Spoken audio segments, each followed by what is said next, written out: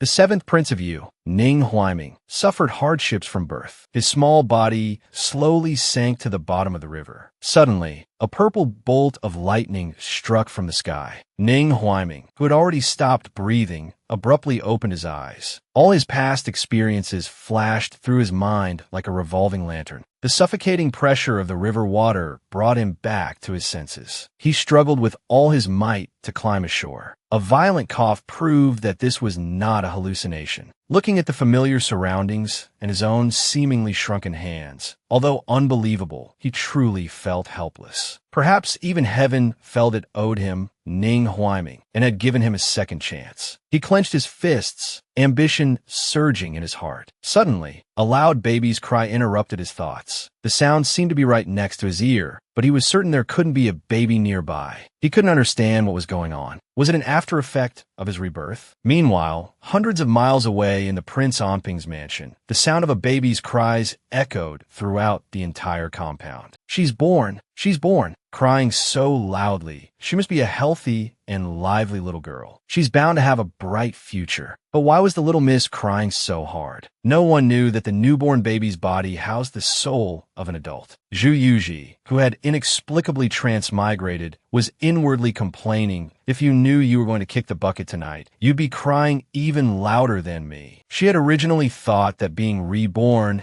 as a wealthy young miss would make life a piece of cake. But the problem was, she had transmigrated into a cliché, melodramatic story where the male lead, after annihilating the female lead's entire family, triggered a bloody revenge plot. And the male lead, Prince Onping Zhu Qiaosheng, was this body scumbag father. Her mother, Lu Ruyan, despite being the princess consort, was only a vicious cannon fodder villainess in the original story. Even worse, her mother and the female lead had given birth to daughters at the same time. Her crazy scumbag father, in order to give his true love's daughter a legitimate identity, had arranged for someone to switch the two babies. And the nanny arranged by this scumbag father had already placed her sinful hands over Zhu Yuji's mouth and nose. This was how the original Zhu Yuji had died during the switching process, unfortunately suffocated, becoming a pawn in the male and female leads game. Although it was a disastrous opening, possessing the mind of an adult, Zhu Yuji immediately played dead to escape this deadly situation. Sure enough, seeing this, the nanny truly believed she had suffocated the baby. Relieved, she placed Zhu Yuji into the basket. Since the prince doesn't care about this child anyway, I'll just find someone to dispose of the body later. While the nanny turned to make preparations, Zhu Yuji, cursing under her breath, fiercely pulled the other baby girl's hair. She wanted to make her cry loudly to attract her mother's attention, but the other baby's cries were too soft. Zhu Yuji pinched the other baby's face hard. This time, the cries gradually grew louder. Zhu Yuji also joined in, wailing a couple of times. Finally, they managed to wake her mother, Lu Ruyan, who had just given birth. Lu Ruyan hurriedly asked her maid what was going on. "Why did I seem to hear my baby talking?" The maid looked bewildered. "Your Highness, you must have misheard. How could a newborn baby talk?" Suddenly, she clearly heard two babies crying from the next room. The head maid had a bad feeling. Her mistress had only given birth to one child. Two crying sounds meant something was definitely wrong. She quickly ordered someone to bring the baby to the main hall. Meanwhile, the nanny, who was in a fluster, was caught red-handed. Zhu Yuji's older brother, Zhu Zijian, upon seeing this, immediately kicked the nanny aside. "You wicked woman, what are you trying to do to my sister?" When he looked at the cradle, he was stunned. So this wicked woman wasn't trying to kill anyone, but to orchestrate a switched-at-birth scenario. Prince Onping of Manhwa, in order to give his true love's daughter a legitimate identity, had planned to switch his princess consort's daughter. Fortunately, Zhu Yuji, possessing the soul of an adult, saved herself and attracted attention. The head maid, carrying the cradles of the two babies, hurried to Lu Ruyan. Having been attending to her mistress, she hadn't seen the baby yet and was now at a loss. Zhu Zijian dragged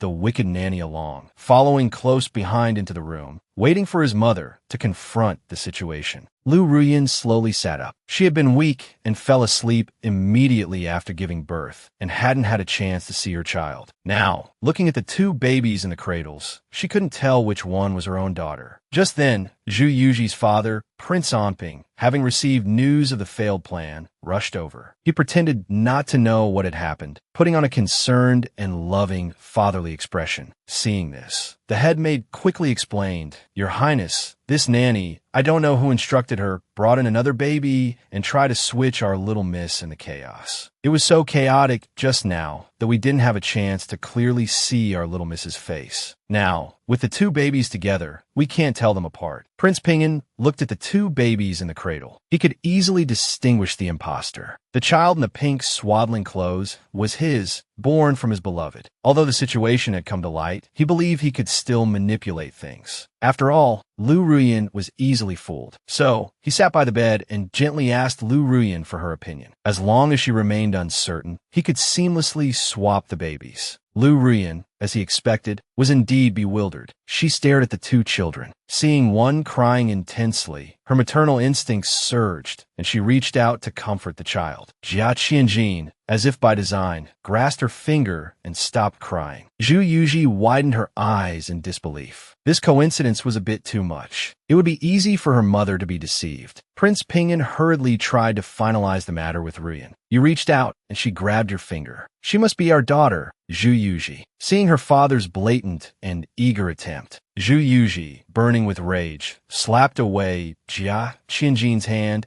and tightly gripped Lu Ruyan's finger, cursing internally. The audacity! How dare she try to trick my mother? Lu Ruyan was filled with confusion. She seemed to hear a soft, childish voice. Zhu Yuji, noticing her mother staring at her, without moving, cried out internally, "Grab me! Grab me! Mother, I'm your real daughter. The one next to me is a fake." Lu Ruyan finally understood. The soft, childish voice was coming from the baby before her. It seemed she could hear her thoughts. Could this be a mother-daughter connection? Prince Pinyin noticed Lu Ruyan becoming captivated by her own daughter. He quickly interrupted, angrily demanding of the wicked nanny, "Tell me, which of these two children is Ruyan's?" Receiving his signal, the nanny pointed to Jia Qianjin in the pink swaddling clothes. "This is the Wang Fei's daughter." Zhu Yuji instantly understood her father's scheme and cursed him internally. "This old fool, playing a game of Journey to the West, huh? I have God's perspective. Don't think I don't know that child next to me is yours with your little lover. You want to kill me off to make way for your illegitimate daughter? Dream on." Lu Ruyan heard every word of her inner rant. She abruptly looked up at Prince Pinyin. She realized he couldn't hear the baby's thoughts. She thought, "My husband has always been honest and simple. How could he have someone else?" Seizing the opportunity, Prince Pinyin cast aside Jia Qianjin and lovingly embraced her in his arms. Why, dear daughter, you've suffered. Daddy will deal with this villain who bullied you right away." He then ordered someone to take Zhu Yuji away. Lu Ruyan cried out, "Husband, wait. We haven't clarified the situation. Such haste is inappropriate." Her initial certainty wavered due to Prince Pinyin's impatience to get rid of the child. His behavior was indeed suspicious. Zhu Yuji also cried out internally, "Yes, father, mother is right. This old woman must be under someone's influence. We must find out who is behind this." Taking Prince Pinyin's cue, the wicked nanny immediately knelt and confessed, "Wang Fei, it was all my fault. I was blinded by greed, seeing the wealth and splendor of the Wangfu, and wanted my own granddaughter to live a good life. That's why I dared to attempt this audacious swap. I know I'm wrong." Zhu Yuji watched as her father's accomplice spun lies so convincingly. Helpless as a newborn, she couldn't expose their deception. "Guess I'm going to die young. Can't get past this hurdle. Might as well give up. Just gotta die and reincarnate, right? Goodbye, conscience." Lu Ruyan heard her thoughts and saw her resigned expression, feeling a pang of inexplicable pain. She turned to Prince Pinyin. "Husband, this cunning servant is deeply manipulative. What if she risks her life to insist her granddaughter is my true child? Wouldn't she succeed then?" Seeing this, Prince Pinyin had to move to his next step. "My dear, you're right. How about a blood test?" Hearing her father's words, Zhu Yuji cursed him internally again. She desperately wanted to tell her mother this was another one of his schemes. Lu Ruyan watched her flail, as if trying to say something, but couldn't hear her thoughts. After a moment of confusion, she had a realization. Did she need to touch her to hear? She decisively reached out and touched her. Sure enough, as soon as she made contact, a torrent of baby babble flooded her ears. Blood tests can be faked. Daddy definitely added something to the water. Then he'll only test me and the old woman, confirming their story. Oh heavens, I beg you. I'm willing to trade this scumbag's lifespan for my mother's lifelong freedom from his deceit. If that's not enough, add his little lovers too. This outburst shocked Lu Ruyan. By now, Prince Pinyin had already had a bowl of water brought my dear. This cunning servant claims the baby in the basket is her granddaughter. Why don't we test them both? These words completely shattered the illusion Lu Ruyan had of Prince Pinyin. It was just as the baby had said. Her husband had deceived her. The tenderness in her eyes receded, replaced by a chilling coldness. See? I told you. This world is one giant empresses in the palace. Having heard the baby's inner thoughts, and coupled with Prince Pingin's suggestion of the blood test, Lu Ruyan's illusions were shattered. This also made her believe the newborn baby girl's words. Zhou Shun's gentle and tactful approach, his calm response, followed her husband's suggestion. Then she quietly gave a look to her personal maid, signaling her to sabotage the blood test. The head maid had served Lu Ruyan since childhood and understood her mistress's glance, nodding in agreement. Afterwards, she deliberately jostled the wicked nanny, causing the nanny to stumble and spill the bowl of tampered water. The wicked nanny's heart trembled. She didn't know what bad luck she had encountered today. Everything seemed to go wrong. She hurriedly explained that someone had pushed her. Lu Ruyan coldly addressed her. Lu Bai was standing behind you just now. Lu Bai is my person. She wants more than anyone to verify which child is mine. How could she possibly push you? Lu Bai, bring another bowl of water. We will test again. Prince Pinyin was starting to get restless. Suddenly, a gentle voice came from the doorway. There's no need for all this trouble. Zhu Zhima, Lu Ruyan, and Prince Pingin's eldest son slowly walked in. He bowed with his hands clasped. Son greets father, mother. I overheard a bit outside. I believe the blood test method is unreliable. Mother, do you remember before you conceived my younger sister, you accidentally fell into the icy lake and suffered from a cold illness? The doctor declared that the cold illness could also affect the unborn child. Lu Ruyan nodded. This method of judgment is the most reliable and effective. Zhu Zhima suddenly realized something. No wonder he had felt a dizzy, near-death sensation since earlier. I really want to drag that author out and beat them up. A disastrous beginning is bad enough, but then to give me a sickly boss character? Do they want me to die even faster? Prince Pinyin, holding his illegitimate daughter, felt panicked, but his expression remained calm as he directed, continue the blood test. Calling for a doctor now will take a lot of time. But before he could finish, his eldest son interrupted him. Father, that's true. I just happened to bring a doctor back with me. Let him examine my younger sister. Prince Pinyin hadn't expected his eldest son to be so prepared, blocking all his excuses. He silently closed his mouth, knowing that switching his daughters today was impossible. He pondered how to protect his illegitimate daughter. The doctor came over, took one look, and exclaimed, "This is bad. The child has a high fever." These words confirmed that the baby before them was indeed Lu Ruyan's daughter. Lu Ruyan no longer hesitated, picking up the child with worry filling her heart. Prince Pinyin, on the other hand, watched Lu Ruyan's worried expression like a detached outsider. This fell into Zhu Yuji's eyes. She forced a weak smile, thinking to herself, "Don't worry, mother. According to the laws of transmigration novels, I'm the protagonist now. I can't die." Lu Ruyan, warmed by her daughter's thoughts, but also heartbroken by her husband's betrayal, couldn't stop her tears from falling.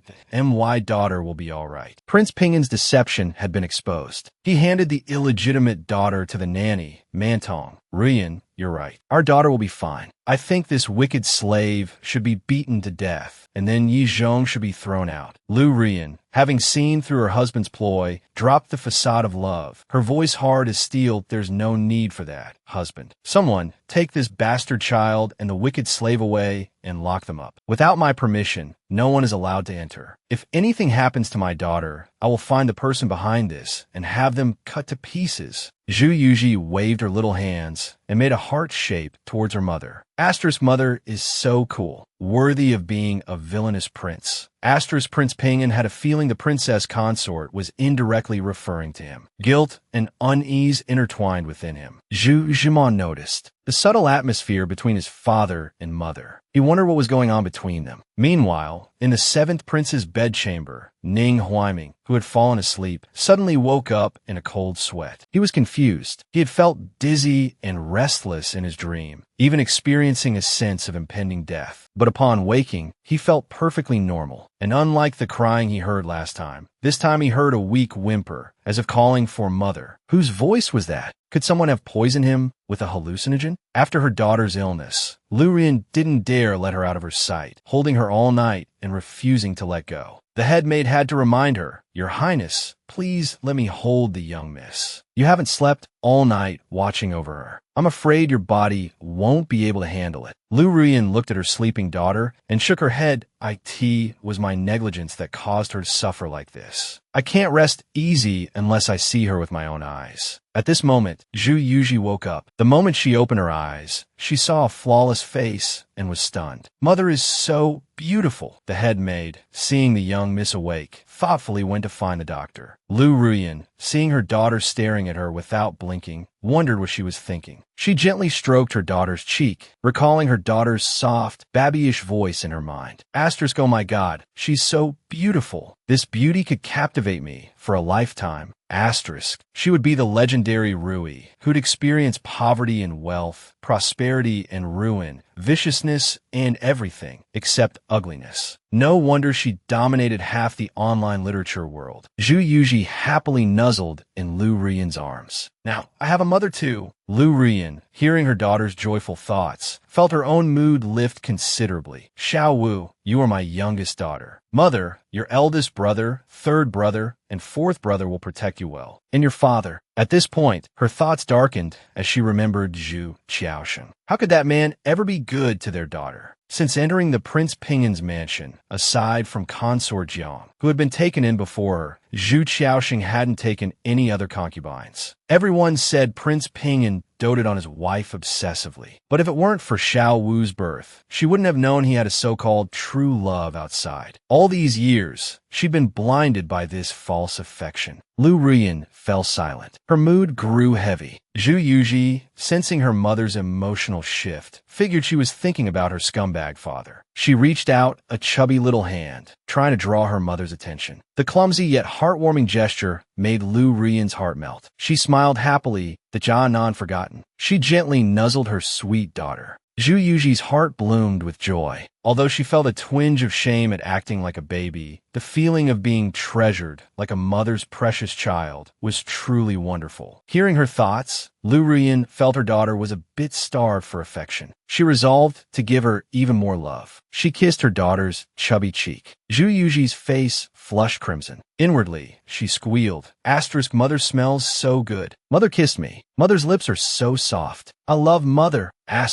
Seeing this, Lu Rian laughed heartily. "Are Xiao Wu shy? Xiao Wu is so cute." Mother and daughter played, happily nurturing their bond. Just then, the eldest son, Zhu Jima, entered. "Mother, I came to see you and Xiao Wu." "How is Xiao Wu?" He carefully examined his little sister. Her eyes were clear and bright, staring back at him with an adorable blankness. She seemed to be all right. He straightened up and addressed Lu Rian seriously. "Mother, there's something I don't understand. You've locked up that servant girl and forbidden anyone from seeing her, even father. And last night, I saw your people taking away the basin used for the blood test. You suspect something was wrong with the water, don't you?" Lu Rian remained silent, knowing her eldest son was always astute and had clearly noticed something amiss. But her daughter's rebirth was too bizarre to explain directly. She had only heard her daughter's thoughts. After a long silence, she looked up tentatively.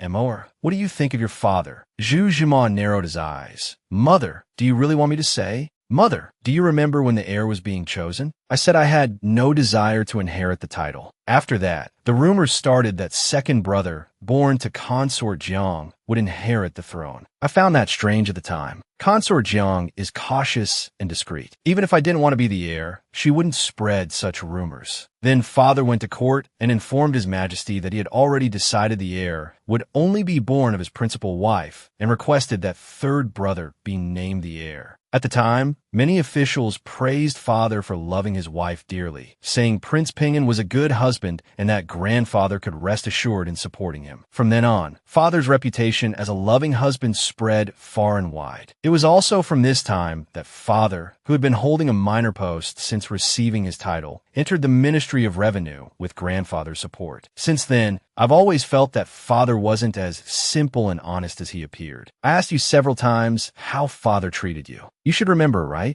Lu Ruyan thought carefully, feeling an unspeakable heartache. So Mo had warned her so early on, but she had been blinded by love. Zhu Yuji, seeing her mother's emotions about to crumble, quickly reached out and cupped her face, preventing her from succumbing to negative feelings. "Mother, that scumbag isn't worth your tears," she babbled, trying to distract her. The wise Zhu Jima immediately noticed that his little sister was remarkably precocious. He leaned in with a smile. "This little Xiao Wu seems quite clever. She even knows how to comfort people." He reached out and poked Zhu Yuji's cheek affectionately. Looking at her elder brother's smiling eyes, Zhu Yuji thought, no wonder they say people with narrow eyes are monsters. He already suspected something was off about that scumbag. He truly is the smartest and also the earliest to die man in the entire book. Zhu Jima stiffened as a series of exclamations echoed in his mind. What the? Is that little sister talking? Zhu Jima, touching his newborn sister, realized with astonishment that he could hear her thoughts. Before he could react, his little sister's thoughts hit him like a bombshell. Originally, Mother Lu Ruyan was supposed to die soon. That scumbag killed mother-to-be with his true love. Big brother, after realizing something was wrong, immediately started investigating mother's death. But just then, the emperor ordered him to go to the enemy country for peace talks. On his way back, Big Brother was ambushed.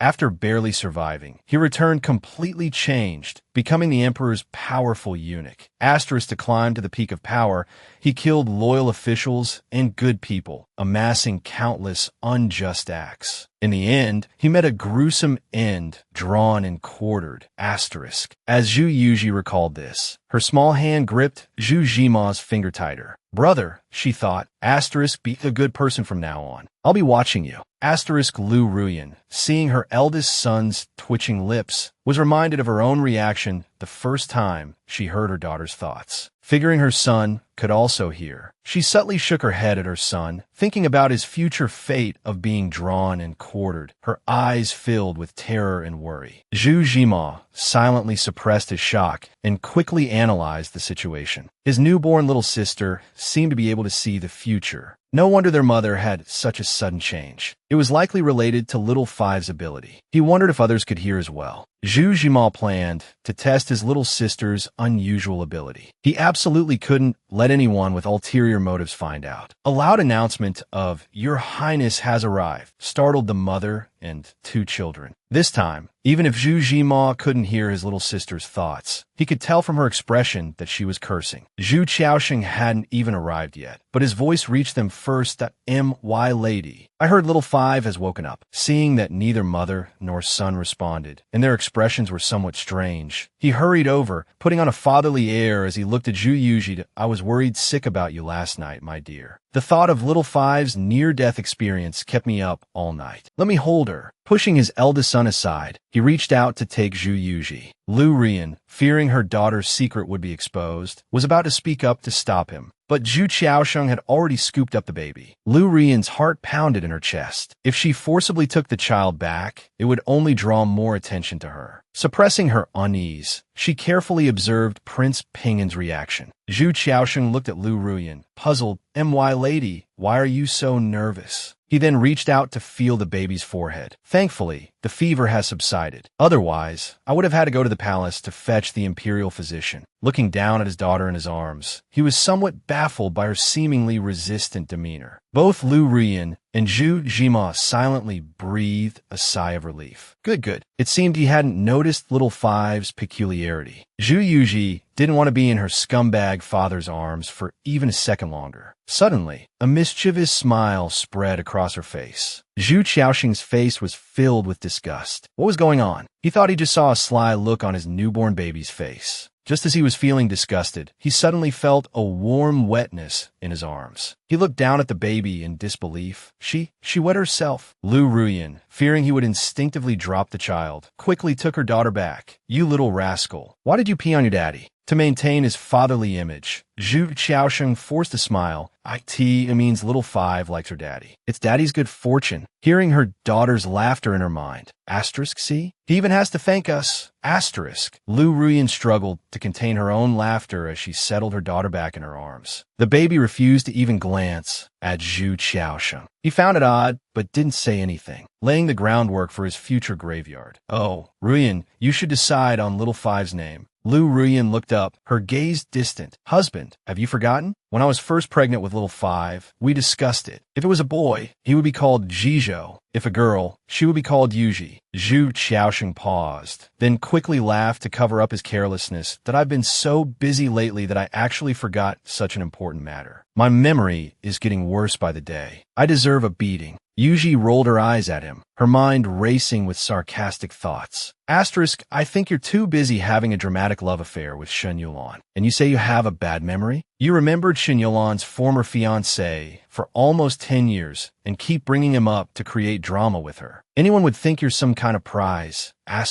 Hearing her daughter's detailed inner monologue, Lu Ruyan's anger intensified. A plan began to form in her mind. Masking the darkness in her eyes, she put on a look of tender affection. Husband, work is never ending. Your health is what matters most. Zhu Yuji thought Lu Ruyan was being fooled by Zhu Xiaosheng again. She kicked her legs anxiously. My dear, clear-headed mother, open your eyes. Scumbags like him only behave when they're hanging on a wall. Don't be fooled by him again. Zhu Xiaosheng took Lu Ruyan's hand, pouring on the charm. Ruyan, as long as it's for you, for our family, I don't mind the hard work. As long as you understand me, any hardship is worth it. Just then, a maid rushed in. Your Highness, it's terrible. There's a fire in the small house in the back of the manor. Lu Ruyan's brow furrowed. It was the room where the old woman and the unknown child, who were involved in the attempted baby swap, were being kept. How could there be a fire out of the blue? What about the old woman and the child? Before the maid could answer, Zhu Xiaosheng interrupted. If that old woman and child are dead, then they're dead. You've just given birth. You shouldn't worry about such things. I'll go and see what's happening. You just focus on resting and recovering. With that, he casually walked out. Lu Ruyan watched his retreating figure, a glint in her eyes. To be able to start a fire in the manor without alerting the guards. It could only be my own husband. Her son had been silent since Zhu Xiaosheng arrived. Zhu Jima saw everything clearly. He lowered his head and said, Mother, I will also take my leave. Lu Ruyan suddenly stopped him. If one day you wish to enter the court, your mother will help you. Through her daughter's reborn memories, Lu Ruyan had recognized her husband for the scumbag he was. She deactivated her love-struck brain and activated her career-driven fury. Fearing her eldest son would truly follow the path of power struggles and meet a tragic end as little five had foreseen, she stopped him just as he was about to leave. If one day you wish to enter the court, your mother will help you. She thought, my hands can get dirty, but I hope my children's hands can remain clean. Zhu Jima paused for a moment, then understood what his mother was worried about. He earnestly expressed his stance. Don't worry, mother consort. If one day I must stand in a high position, it will be because there are people who need to be killed, and I can't not kill them. As for now, I don't want to be a villain. I'll step back. Lu Ruyan silently vowed, when you need it, mother consort will give you everything. I won't let this path be difficult for you.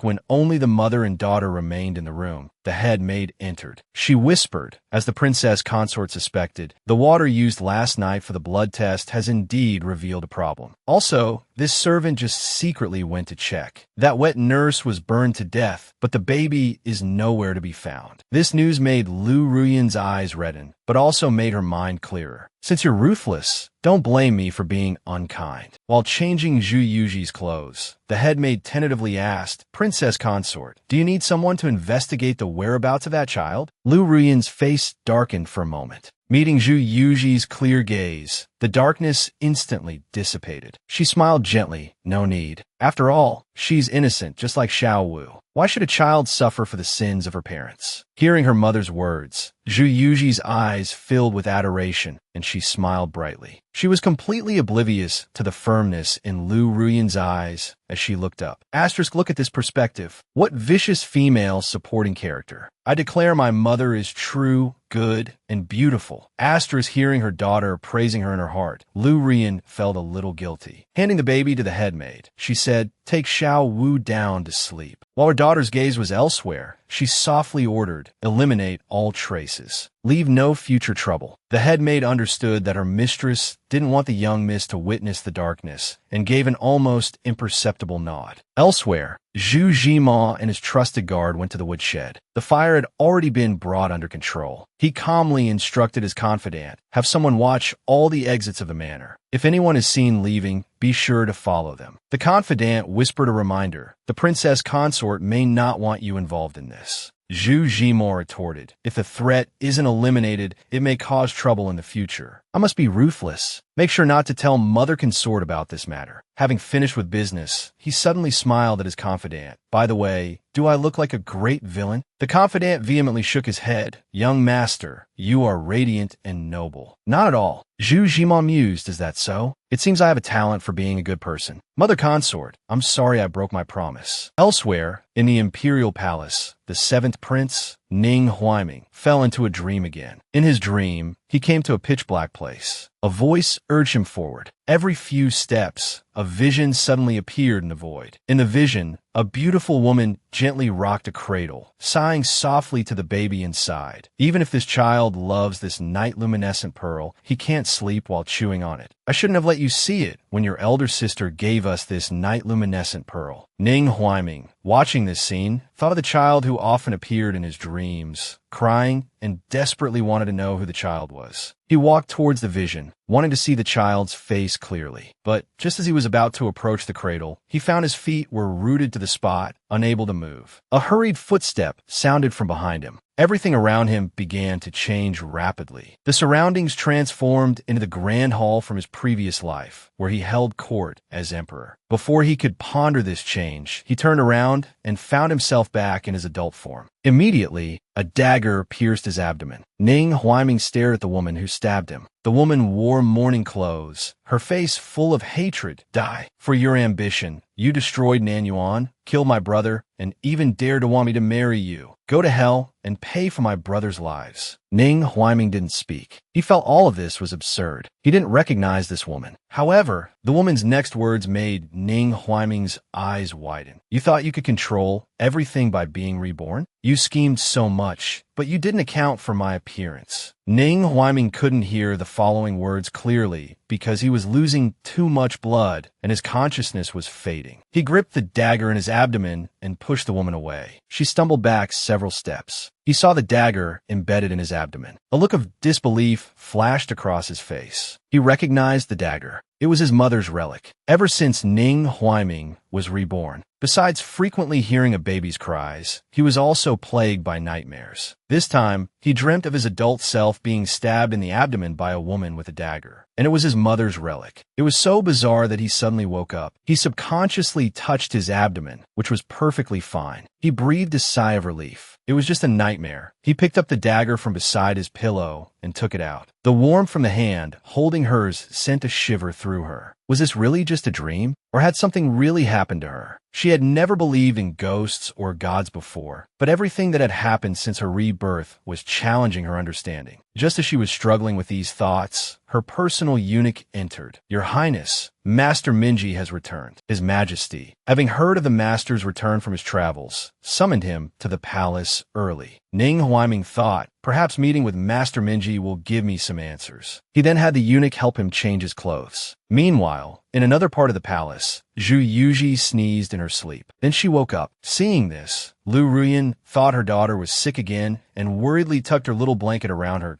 My sweet daughter, why did you sneeze? Did you catch a chill? Zhu Yuji, meeting Lu Ruyan's worried face, came back to her senses. That was close. She thought IT was just a dream. Mother, you have no idea what a terrible dream I just had. I dreamt that when I grew up, I killed someone. I just raised a knife and struck. I couldn't control myself. I don't know who I killed, but the scene, at first glance, seemed rather tragic. Lu Rian, hearing her daughter's newborn babble and seeing her gesticulating, found her utterly adorable. She couldn't help but laugh. Then, holding her daughter's hand, she soothed her. You had a nightmare, didn't you? Don't be afraid. Don't be afraid. Dreams are not real. My daughter is so cute, worthy of being mine. At that moment, in the Bane Imperial Palace, Master Minji, leaning on his Zen staff, walked step by step towards the palace gate. He saw Ning Huaiming waiting there for him. Minji gave a Buddhist greeting, Amit Ba. Seventh Highness, are you waiting for this humble monk again? Is there trouble afoot? Ning Huaiming was delighted,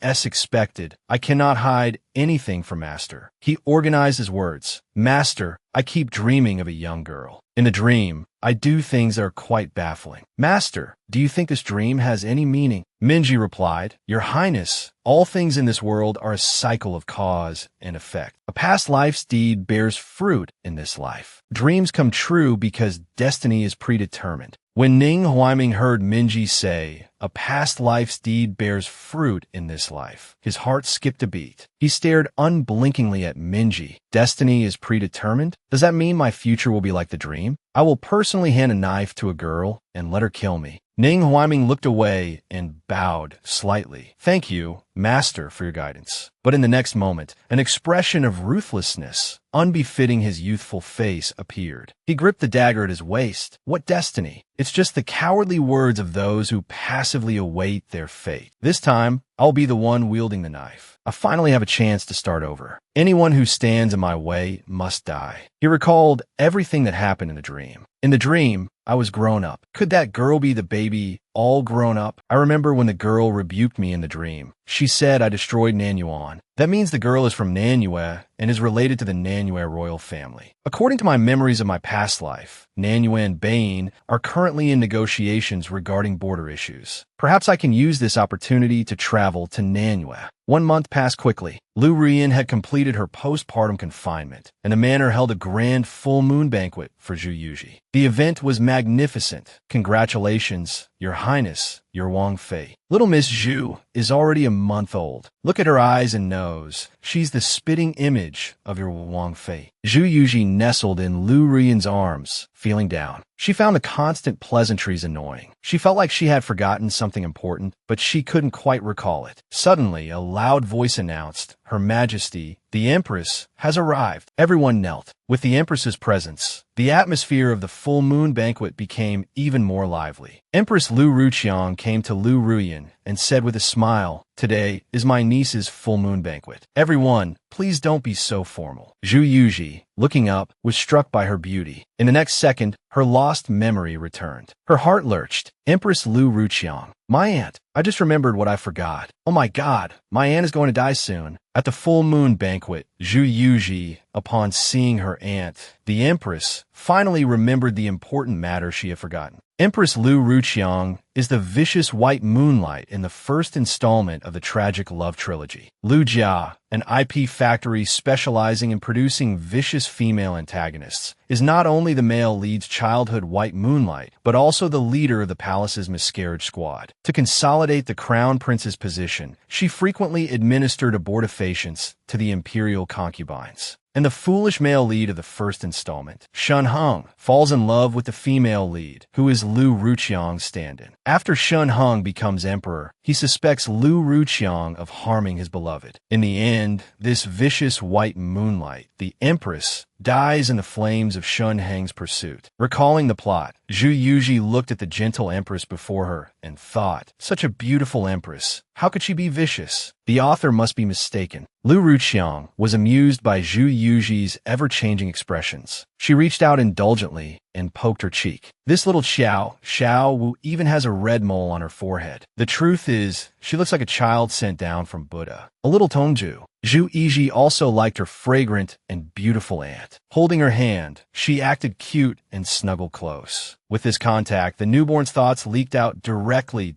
My beautiful, stunning elegant aunt hello. The smile on Lu Ruqiang's face froze instantly. What's going on? Did I just hear Xiao Wu talk? That's impossible. How can a month-old baby talk? However, the warm voice echoed in her mind again.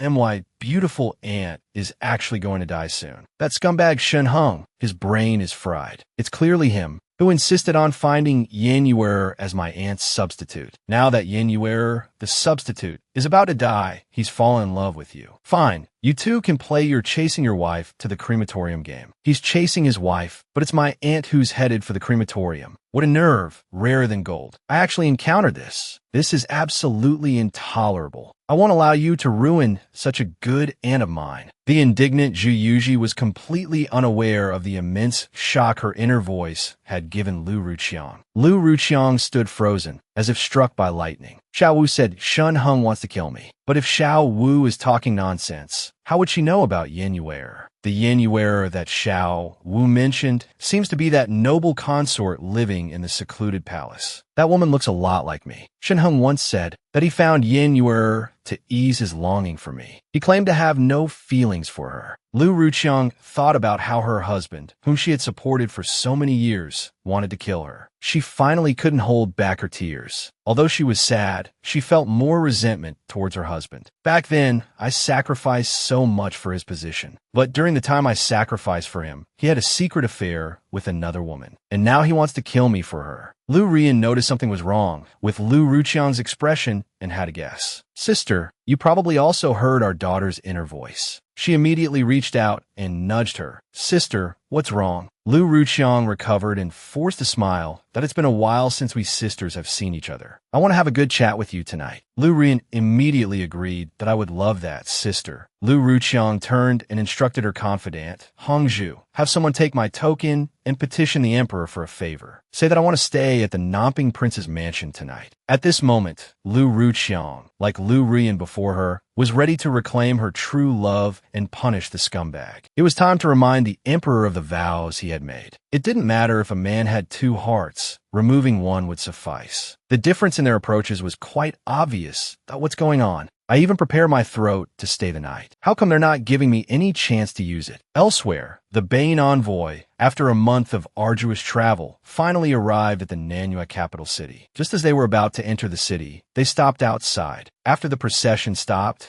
someone came to Ning Huaiming's carriage. Your Highness, we are almost at the capital. Why don't we rest outside the city today? Ning Huaiming's attendant opened the carriage curtain and looked at the sky that you're not hurrying to enter the city. You want His Highness to stop and rest outside the city. What's the meaning of this? The envoy ignored the attendant and spoke to Ning Huaiming. Your Highness, you don't understand. This is a matter between two nations. If we rush into the city, it will make Manhwa think that Bane is afraid of them. After he finished speaking, the attendant lowered the curtain. The timidity on Ning Huaiming's face vanished.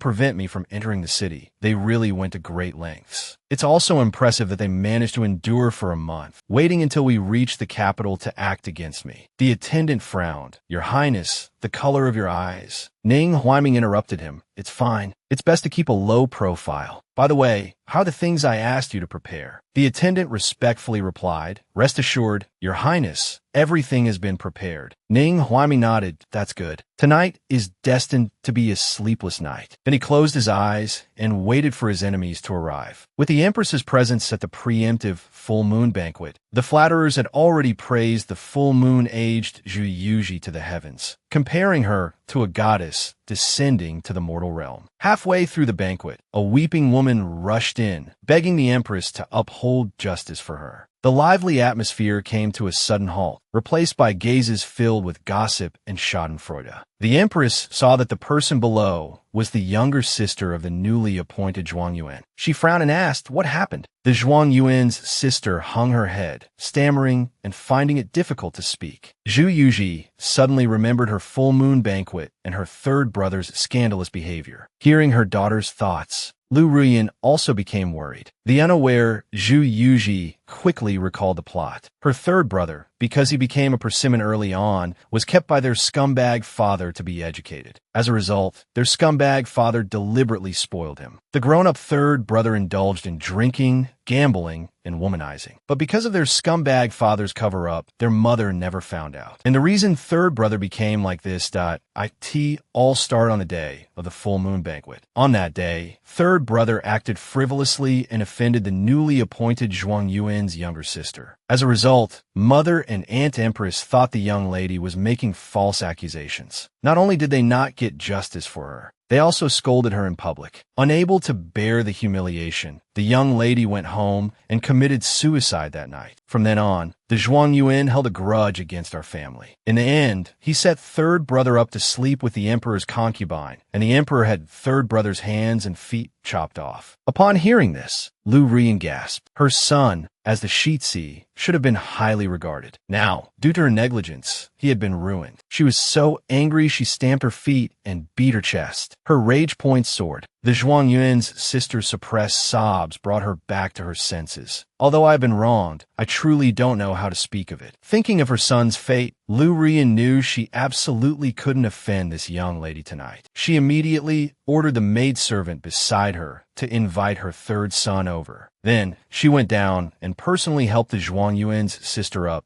I understand your grievance, Mississippi. Would you be willing to accompany the Empress and me to the adjacent hall to talk? The Zhuang Yuan's sister carefully nodded in agreement. In the adjacent side hall, third brother came running excitedly. Mother, you called for me? Before he could get close, Lu Ruyan splashed tea in his face, sobering him up considerably. At such a young age, you're already behaving so dissolutely. Look at what you've done. Only then did he see the young lady behind his mother. He said dismissively, even feeling wronged, Mother, only pulled her clothes a little. Is it really that serious? Seeing this, Zhu Yuji cheered inwardly. Asterisk, of course it's serious. Mother, quickly arrest her and hang her up to beat her. If you don't beat her now, you'll only be able to visit her grave later. Asterisk, seeing her son still unrepentant, Lu Rian directly ordered the maidservant to kick the back of his knees, forcing him to kneel before the Zhuang Yuan sister. Then, she turned to the Zhuang Yuan sister and apologized. I apologize for my failure to discipline him properly, causing you such grievance. Today, no matter how you wish to punish him, it is justified. The Zhuang Yuan's sister hadn't expected the Wang Fei to apologize to her and was quite flattered. Third brother roared indignantly. Mother, how can you treat me like this? I am the Shitsi of the prince's mansion, born of the empress. A cold glint flashed in the empress's eyes. Yes, that's so? Then I wonder if this empress can discipline you. Someone, this Shitsi is disrespectful to his elders. Drag him down and give him 20 heavy strokes. Zhu Yuji cheered inwardly. Asterisk, well done. If you don't beat him now, you'll regret it later. Aunt Empress and Mother are amazing. Asterisk. Seeing third brother actually being dragged down by the guards for a beating, and with both the Empress and the Wang Fei on her side, the Zhuang Yuan's sister finally felt a sense of relief. Lu Rian added, Tomorrow, I will personally bring this rascal to your door to apologize. Would this be acceptable? The Zhuang Yuan's sister bowed deeply. I didn't expect the Empress and the Wang Fei to be so understanding and uphold justice for me. Since the Shitsi has admitted his mistake, I will not pursue the matter further. The matter with the Zhuang Yuan's family was settled, but the matter with her third son wasn't over. Lu Rian was determined to rectify the situation. She ordered the maidservant to take Zhu Yuji back to rest. Zhu Yuji struggled, unwilling to leave. She still wanted to stay and watch the drama unfold. However, no one was willing to let her stay. As soon as Zhu Yuji was gone, Lu Rian displayed the authority of the headmistress. She ordered, investigate everyone around the Shitsi. Anyone who has tempted the Shitsi to indulge in pleasure, once found, will be dealt with severely. Lu Rian had learned from her daughter's rebirth that her son had been deliberately spoiled and was determined to clean up the people around him. As the head maidservant led Zhu Yuji back to her room, passing through the garden, Zhu Yuji looked at the bright full moon and sighed. In the blink of an eye, it's been a while since I transmigrated into this tragic novel. I wonder if I can ever go back. Although I finally get to be a child with a mother, it's hard not to miss my phone and computer from the modern world. If only I hadn't clicked on this novel out of curiosity, just because I shared the same name as the third female lead. If only I hadn't acted like a keyboard warrior and criticized this book as being full of crazy people. If only I hadn't been told if you can do better, you do it by the readers. I wouldn't have actually ended up here, in this tragic novel, as a helpless baby. As she lamented, a figure in black jumped out from behind the rockery. With lightning speed, he chopped the maidservant's neck and swiftly caught the falling Zhu Yuji. That was close. I almost came for nothing and lost the hostage. Without another word, he used his qinggong to flee the scene. The second-class maidservant could only watch helplessly as her little mistress was kidnapped. After reacting, she cried out loudly, "Help! There's an assassin!" Zhu Yuji calmly accepted the fact that she had been kidnapped, but tears still welled up. Asterisk goodbye, mother. Tonight, I embark on a long voyage. Goodbye to my dark history. Goodbye to this world full of crazy events. I'm going on an adventure. Asterisk. Meanwhile, at and outside the city, a group of figures in black stealthily entered Ning Huaiming's room. They approached the bed and saw the bulging blankets. They stabbed down without hesitation, but the feeling wasn't right. When they pulled the sword out, it brought out a lot of goose feathers. Tricked, they lifted the blanket. Sure enough, there were only 2 pillows under the blanket. The men in black were furious. They'd been fooled. Ning Huaiming wasn't in the room at all. He must have gone into the city. Chase him. If you see any child of similar age, it's better to kill the wrong one than to let him go. The man in black who snatched Zhu Yuji originally wanted to take her out of the city, but he didn't expect the city gates to be sealed so quickly. They even dispatched the city guard. It seems he could only hide for now and try to blend in and escape tomorrow morning. While he hesitated, the city guard quickly approached his hiding place in the dark alley. Looking at the baby in his arms, the man in black gritted his teeth and made a decision. He couldn't move with a baby. He had to hide her first, and after the city guard left, he would come back and take her away. Zhu Yuji desperately pawed at the man's hand, mentally complaining, "You kidnapped me, fine, but can you not cover my face? I'm suffocating. Do people here have some kind of face-covering fetish?" After making his plan, the man in black removed his hand from Zhu Yuji's mouth. As Zhu Yuji instinctively tried to cry out, he quickly stuffed something in her mouth to prevent her cries from revealing their location. Zhu Yuji, having just taken a breath, was gagged again. She rolled her eyes in exasperation. The man in black, unconcerned with her discomfort, placed her on the ground, grabbed a nearby empty basket, and covered her with it. He quickly left the alley, believing his plan was foolproof. Little did he know that as soon as he left, a child dressed as a beggar entered the alley. It was Ning Huaiming, disguised to escape his pursuers. Out of the frying pan and into the fire. Ning Huaiming's disguise had fooled the assassins, but he hadn't anticipated the city-wide curfew, which disrupted his plans. Unfamiliar with the city's layout, he could only hide in this alley for a while. He walked toward the baskets. Just as he was about to lift one, he heard the basket in front of him speak, "Tui, tui, tui. Let me teach you a lesson today about being one-upped. A tiny walnut can gag me? If it weren't for Ning Huaiming's memories from a past life and calm demeanor, I would have screamed and given myself away." Zhu Yuji, inside the basket, was completely unaware of this. She tried to push the basket off, but her efforts were futile. Frustrated, she gave up. Darn these short little arms. If I can't reveal myself, I'll just have to scream. She took a deep breath, preparing to cry out and attract her family's attention. The next second, the basket was suddenly lifted. A baby and a child stared at each other in silence. Ning Huaiming, staring at Zhu Yuji, was filled with questions. Asterisk, why is there a baby under a basket? How can such a small baby talk? Asterisk, Zhu Yuji realized her savior was a child, but a savior nonetheless. Suddenly, chaotic footsteps approached from the corner. Ning Huaiming's heart sank. The killers must be back. He no longer had time to ponder the talking baby. He immediately picked up Zhu Yuji and pulled the basket over them. Zhu Yuji was dumbfounded. So, he's not here to rescue me, but to take my hiding spot? The footsteps stopped in front of the basket where they were hiding. Ning Huaiming tensed, afraid the baby would cry out and expose them. He covered Zhu Yuji's mouth. Then, he clearly heard someone's thoughts. Asterisk, hey, buddy, this is a bit presumptuous. You're not rescuing me. You're squatting in here with me? And covering my mouth. So annoying. Why is it always the mouth? Asterisk. Ning Huaiming froze in the darkness. Asterisk, I'm covering this child's mouth. So how can she still talk? And she's too young to talk anyway. Asterisk, after a moment, he realized he was hearing the baby's thoughts. But how can I hear her thoughts? He didn't have time to dwell on it. The men pursuing him spoke outside. Boss, I saw him run this way with my own eyes. How could we lose him? Useless. You can't even handle a child. Let's go. Keep searching. If he escapes, it'll be a disaster. Hearing the footsteps receding, Ning Huaiming waited a moment before lifting the basket and putting Zhu Yuji down. He looked her over. Zhu Yuji, afraid he would leave her,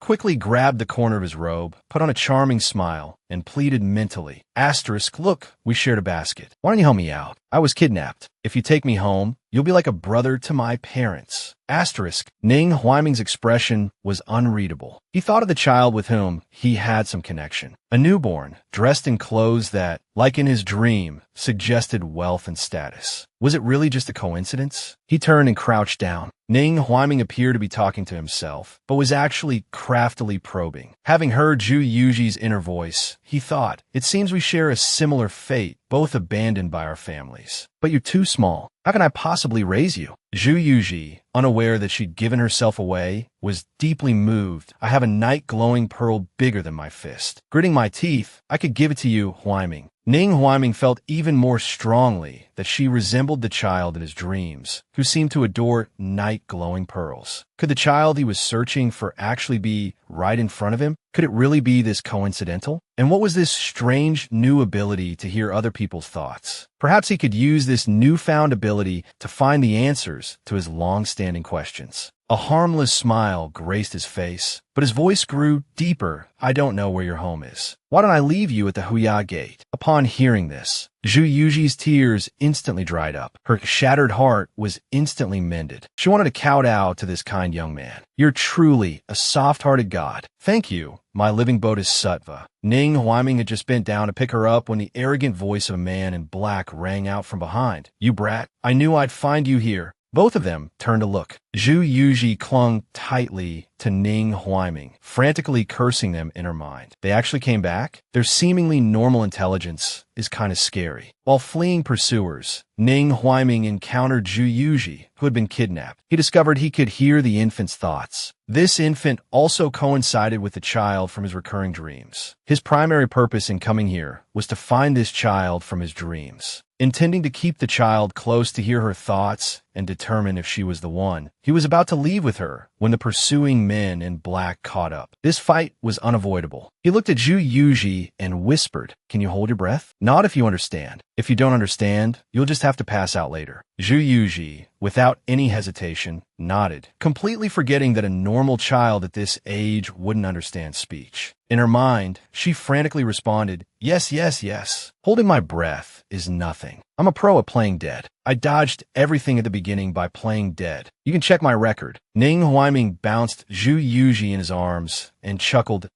"Oh, you really do understand. Good. Hold your breath when I count to 3. Zhu Yuji suddenly realized her mistake and quickly covered her mouth. Oops, I slipped up. Why are you trying to trick me? Huaiming. Ning Huaiming, now certain that this child was different, tossed her into the air. Then he yelled 3. With his other hand, he threw out several smoke bombs from his robes. White smoke instantly filled the entire alley. Taking advantage of the cover, he caught Zhu Yuji and smoothly slipped out of the encirclement. Before losing consciousness, Zhu Yuji mentally cursed Ning Huaiming. Heartless. True heartlessness isn't about shouting and screaming. I've never met someone so unpredictable in my life. Ning Huaiming's smoke bombs not only bought him time to escape, but also attracted the city guard soldiers. This allowed him to shake off the men in black. He found a safe hiding place and didn't know how much time passed. Zhu Yuji slowly woke up.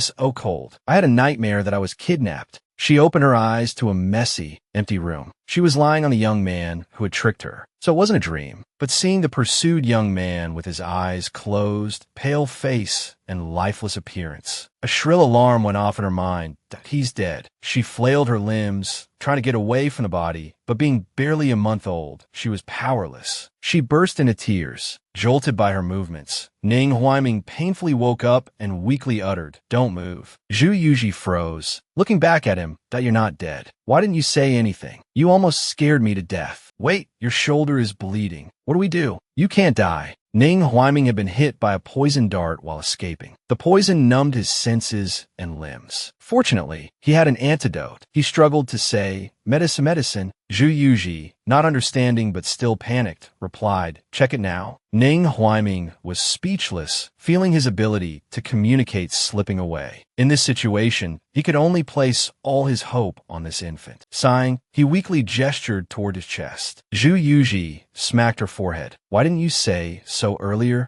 I thought you were speaking gibberish." She then began rummaging inside Ning Huaiming's clothes and pulled out a white porcelain bottle. Zhu Yuji held the bottle up to Ning Huaiming. Ning Huaiming, unable to speak, could no longer say how many pills he needed. He could only manage a slight nod. With his one good hand, he pulled out the cork. Then, he poured all 5 pills from the bottle into his hand. And then he stuffed the entire handful of pills, along with his hand, into Ning Huaiming's mouth. Ning Huaiming, speechless, could only watch. For the first time in 2 lifetimes, someone had force-fed a medicine, hand and all. Zhu Yuji explained, "My hands are small. I was afraid of dropping any. Be understanding. As long as you live, you can swallow anything, even a fist or an arrow." Ning Huaiming was practically speechless with distress. Each pill is worth a fortune. This isn't taking medicine, it's swallowing gold. Not long after administering the medicine, Ning Huaiming's poison subsided. After tidying himself up, he fell asleep, holding the drowsy Zhu Yuji. Looking at Zhu Yuji curled up on his chest, his eyes flickered. The incessant inner voice he'd heard while holding Zhu Yuji kept flashing through his mind. It didn't seem to match. This girl was mischievous and quirky. The woman in his dream, who plunged a dagger into his chest, was full of resentment. Their personalities were completely different. How could they be the same person? Unconsciously, his hand reached out and poked her plump cheek. His first thought was that it felt quite soft. Zhu Yuji woke up. She stared at him with a speechless expression. Asterisk, you poked me. What for? Asterisk, since Ning Huaiming had been reborn, he was still essentially a young boy. Looking at the infant sleeping on his chest, so chubby and adorable, his hand unconsciously reached out and poked Zhu Yuji's cheek. His first reaction was that it felt quite soft. Zhu Yuji opened her eyes and looked up at him. You poked me. What for? Under Zhu Yuji's shocked and accusing gaze, Ning Huaiming quickly withdrew his hand and looked away, thinking, asterisk, it really wasn't a hallucination. Such a mystical thing actually exists in this world. Asterisk. Asterisk, I can actually hear someone's thoughts by touching them. This child is full of strangeness. Asterisk, he reasoned that it was better to be safe than sorry. But this child indirectly saved my life. His wavering heart softened. Asterisk, forget it. I'll let her fend for herself here. Consider it my act of kindness. Asterisk, with that decided, he slowly got up. Zhu Yuji was shocked. Brother, you're all right now? Then take me with you. She even reached out her hands, asking to be held. However, Ning Huaiming left her where she was and walked towards the door. Zhu Yuji felt utterly abandoned. Asterisk, no, brother, big brother, godfather, you're just leaving? This makes me feel like I deserve to die for knowing you. If you're not going to save me, can you at least leave me somewhere safe? Asterisk. Asterisk, you could even put me on a main street, somewhere visible. I'm not picky. Asterisk, watching Ning Huaiming walk out the door, Zhu Yuji's heart shattered and she wailed, hoping to attract someone's attention.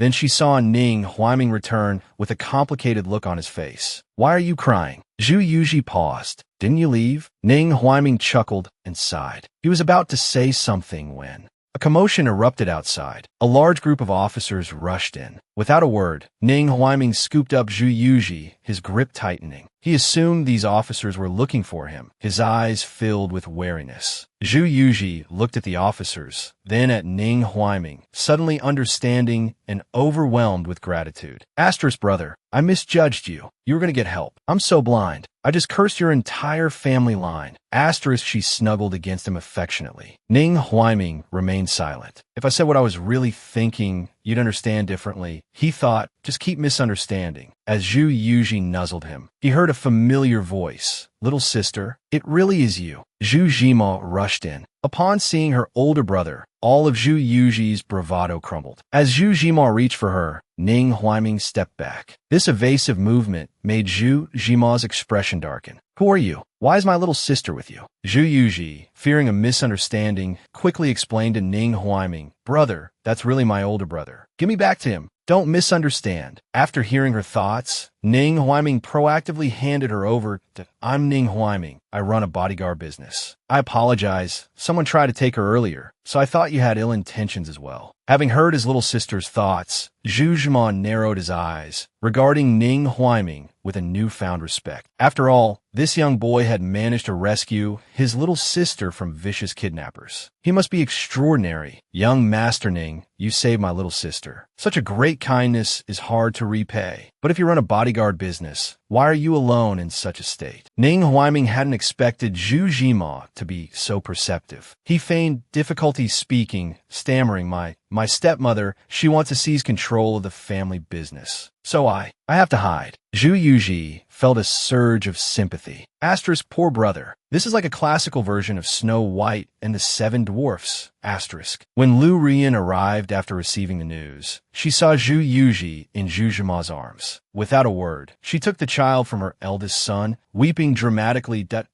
Why little Wu? Thank goodness you're all right. Who took you? She was completely oblivious to the fact that since her arrival, Ning Huiming's gaze hadn't left her. Lu Rian's face overlapped with the beautiful woman from his dream. Ning Huiming's gaze then fell back on Zhu Yuji. Asterisk, so the dream was real. So this is what it meant. This child is the woman who killed me in my dream. Asterisk, the sword hanging over my heart finally dropped. What makes me regretful is that, because of that ridiculous compassion, I protected my would-be assassin. Father falling in a mother's arms is a premonition. I can no longer hold back my tears, pouring out my grievances to mother in my heart. I've returned from my wandering thanks to this young man. He's practically my savior. Lu Rian listened to her daughter's cries, her heart gradually calming down. Looking at Ning Huiming, she said, this young gentleman saved my daughter. We are eternally grateful. If you don't mind, young master, you can stay with us for a while. Because of Lu Rian's appearance, which overlapped with the image in his dream, Ning Huiming was certain that the baby before him was the one who would kill him in the future. Already regretting his ridiculous compassion, he now saw a way to play along. Zhu Yuji, unaware that the young man was secretly regretting not killing her earlier, simply thought he was overwhelmed by his sudden good fortune. Blinking her big eyes, she urged, don't hesitate, just agree. Ning Huiming's gaze fell on Zhu Yuji, who was smiling at him. Then, smiling, he nodded in agreement. All right, he said, I'll go back to the residence with you. His hands clenched tightly, thinking this time, I won't be soft-hearted. Lu Rian brought Zhu Yuji back to the residence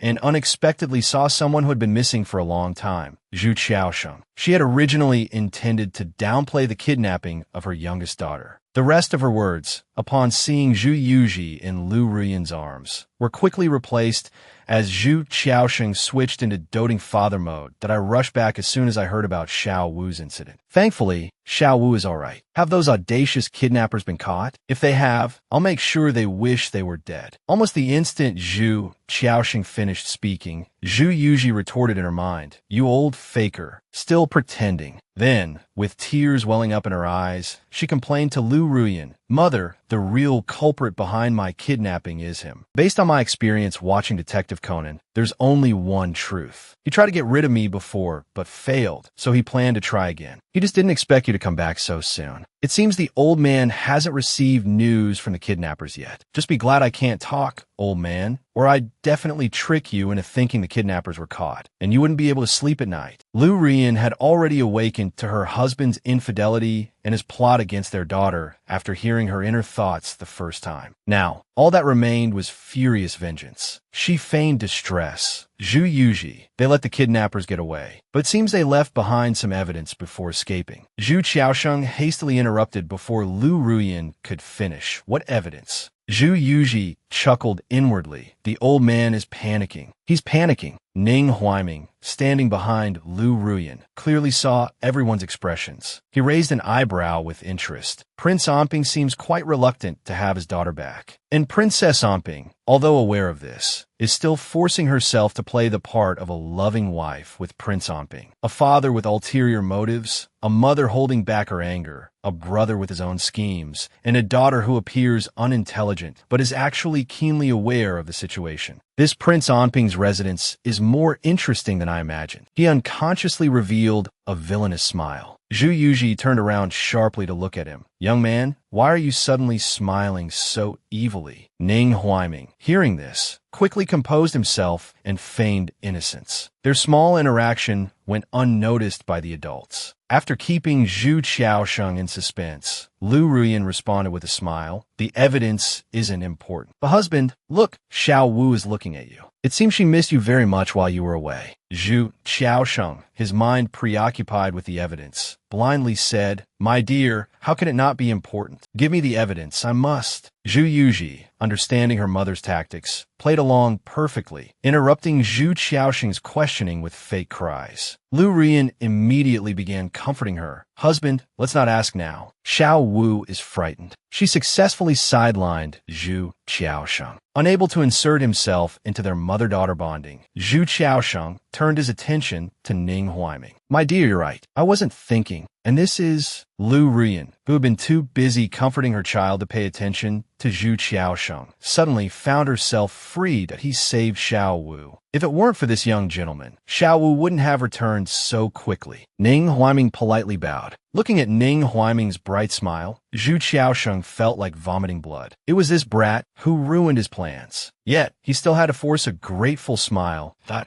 "Oh, it's all thanks to the young gentleman. Since you are my daughter's savior, please stay at the residence. Any requests you have, just tell me." Ning Huaiming, ignoring the hidden resentment in Prince Onping's eyes, maintained his bright smile. "Thank you, Your Highness." After returning to his study, Zhu Qiaosheng smashed an inkstone in frustration. With his plan to get rid of his daughter foiled, he had to come up with a new strategy. For the past month, he had been plotting in secret. He had planned to have someone take Xiao Wu away, and while Lu Ruyan was grieving, he would bring his illegitimate child back, pretending to have adopted them, and use this to console Lu Ruyan. "I can't believe such a perfect plan was ruined by a little brat." And Lu Ruyan said that the person who kidnapped Xiao Wu left evidence. "If it's traced back to me and the Empress holds me accountable, then I'm in trouble." At this point, Zhu Qiaosheng decided to go for broke. Rather than sit and wait for death, it's better to strike first. If Princess Consort Onping dies of illness, then all the problems will be solved. Ning Wang, in order to secure a position for his illegitimate child, is planning to risk killing his own princess consort, Lu Ruyan. And Ning Huaiming, under the guise of Zhu Yuji's savior, stayed at the residence. After settling his people, he used a flying pigeon to send a message. Originally, the envoy refused to cooperate, using the prince's disappearance as an excuse. Manhwa is currently searching for the prince on a large scale. Seeing this news, Ning Huaiming revealed an "I knew it" expression. Bane wanted to use his death as a pretext to attack Manhwa. So after he arrived in Manhwa with the Bane envoy, those people made their move on him, preventing him from entering the Manhwa capital. In a previous life, Bane used the death of the envoy as an excuse to attack Manhwa. This time, they seem to think that compared to the death of an envoy, the death of a prince would more easily incite public outrage and sabotage peace talks. Now that he has infiltrated the Manhwa capital in advance, Bane can only use his disappearance to delay their entry. To avoid suspicion, Manhwa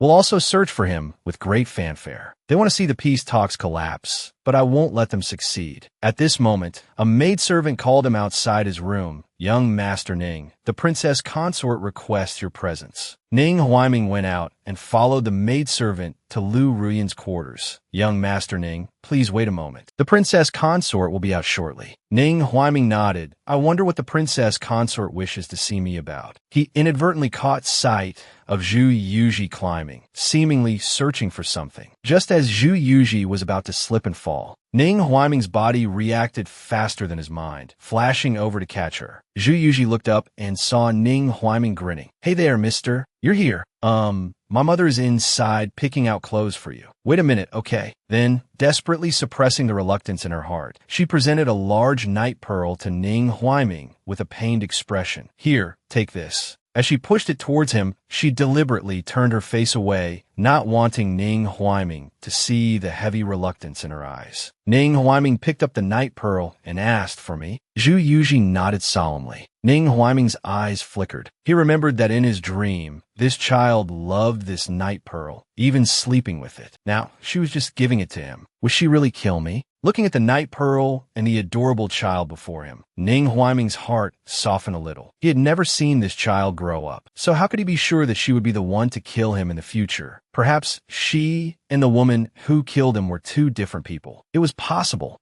As soon as this thought arose, his heart skipped a beat. He shook his head, dispelling the softening in his heart.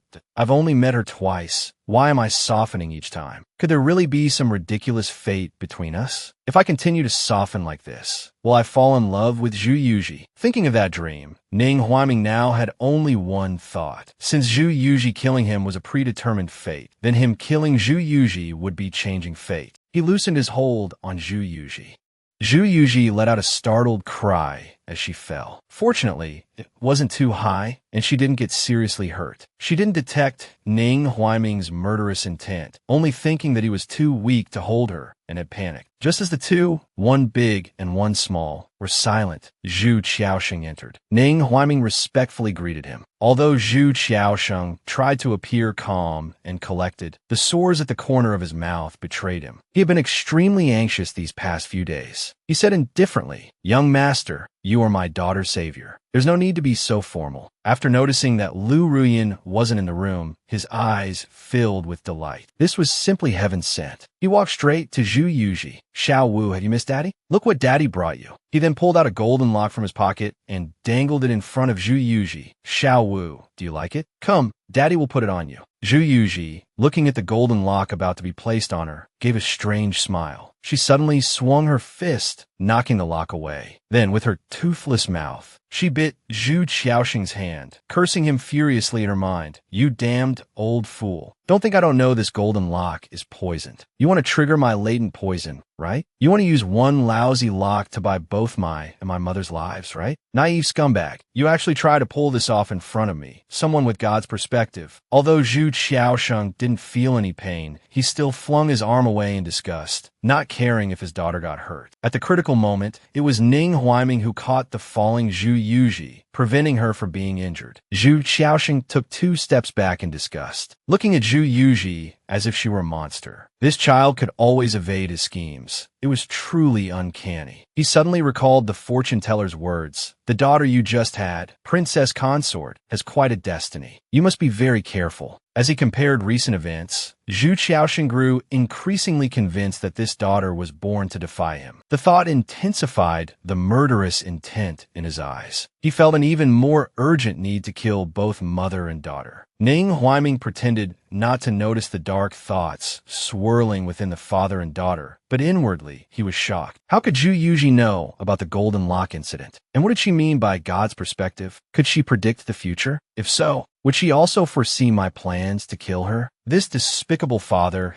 Zhu Qiaosheng, wanted to take advantage of Lu Ruyan's absence to molest his daughter again. But once again he failed. Despite being so young and unable to speak, she managed to avoid danger every time. It made him feel uneasy, like something was amiss. Ning Huaiming, having witnessed the whole thing, couldn't help but wonder if Zhu Yuji could truly see the future. The urgency to deal with Zhu Yuji intensified within him. While the two were locked in a silent standoff, Lu Ruyan emerged from the inner room. Zhu Qiaosheng, without a word, immediately turned and left. Seeing this, Lu Ruyan's eyes darkened. She could guess that her husband had been harming their daughter again behind her back. It seemed she needed to accelerate her own plans. Masking her emotions, she smiled and approached Ning Huaiming. "Young Master Ning, I've already instructed someone to rush your new clothes. These are a few of my Shao Ci's clothes. You, and here about the same size. Since he's not home, I brought you a few to wear until your new ones arrive." Ning Huaiming curtly interrupted Lu Ruyan's kindness in "Oh need, thank you, princess consort." He returned the night pearl Zhu Yuji had given him. Claiming such gifts were inappropriate for his status, he handed Zhu Yuji back to Lu Ruyan and excused himself. He felt that since his and Zhu Yuji's fates were likely intertwined for the worse, such kindnesses were merely a burden. Lu Ruyan was completely puzzled. She couldn't understand how the courteous and reasonable child from a moment ago could suddenly become so distant. She looked at Zhu Yuji. "What's wrong?"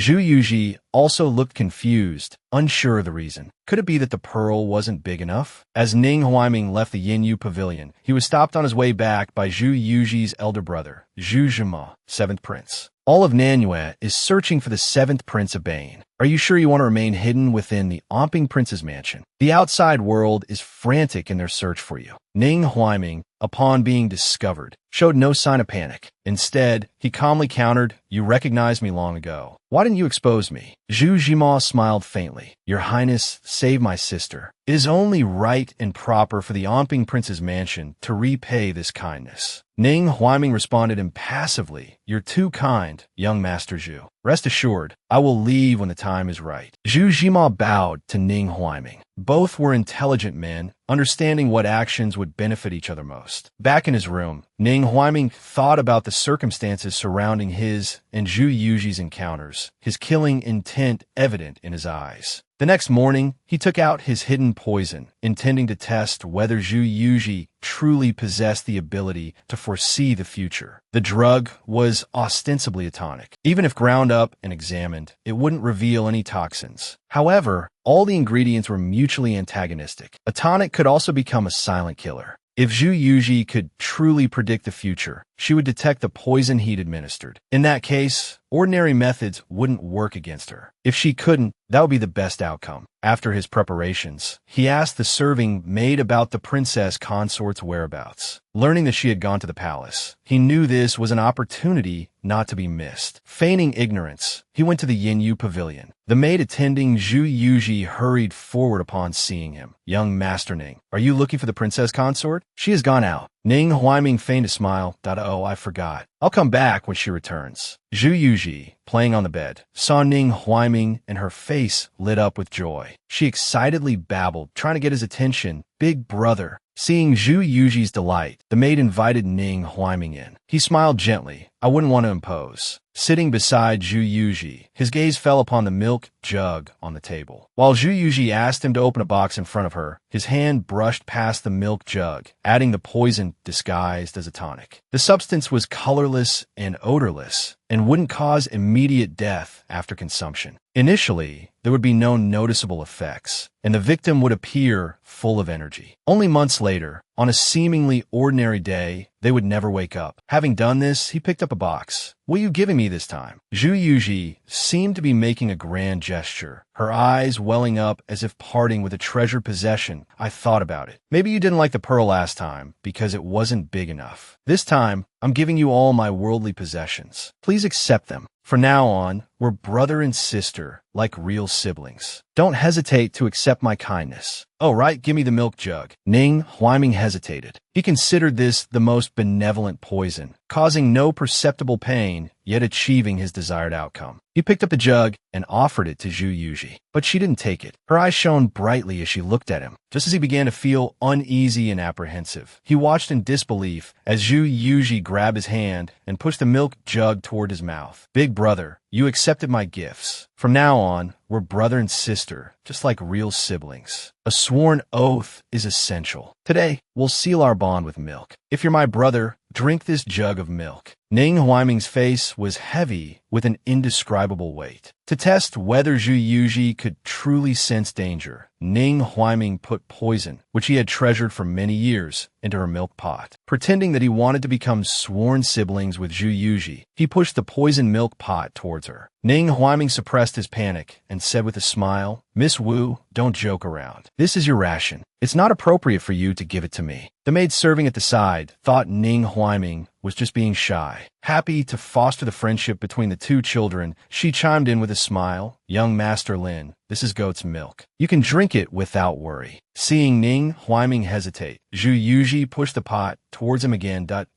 "Oh, you look down on me? If you don't drink, you're not giving me face." Ning Huaiming hadn't expected this to backfire. Seeing Zhu Yuji's displeasure, he felt that it would be rude not to drink. After much mental preparation, he finally picked up the milk pot with trembling hands and drank it all in one go. His decisive action didn't attract Zhu Yuji's attention. Instead, it was the empty milk pot that made her face change. "Hey, big brother, I didn't tell you to finish it all. That was my whole day's ration. I just wanted you to have a sip, just a little bit. You didn't leave me a single drop. Do you know how much of an impact drinking all my milk has on a self-aware baby?" Zhu Yuji's heartbroken cries didn't get a response from Ning Huaiming. At this moment, Ning Huaiming didn't have time to deal with the child. He had only one thought: to get back to his room and take the antidote. Without a word, he ran off. Zhu Yuji, still dramatically distressed, was dumbfounded at what's going on. "Big brother is angry, but I was just complaining casually. I didn't expect him to be more sensitive than me." Meanwhile, Ning Huaiming ran back to his room the fastest speed he could muster. He rummaged through his belongings, found the antidote, and swallowed it. He collapsed onto the bed, exhausted. But he didn't relax. The antidote wouldn't take effect that quickly. He was already experiencing the effects of the poison. He gritted his teeth. "This Zhu Yuji is truly my nemesis. Fortunately, that person left me one antidote pill. It wasn't a complete waste, though, at least from Zhu Yuji's inner thoughts. She didn't guess that I wanted to harm her. But I've lost this opportunity. It will be difficult to try again. Perhaps it's time to leave." His thoughts trailed off as he succumbed to the effects of the poison and fell into a deep sleep. He slept from morning until night. He vaguely felt someone enter his room. An unmistakable gaze startled him awake. He opened his eyes to see a large face right in front of him. He instinctively screamed, "Big brother, are you all right?" Seeing Ning Huaiming calm down, Zhu Yuji asked, "Miss Wu, why are you here?"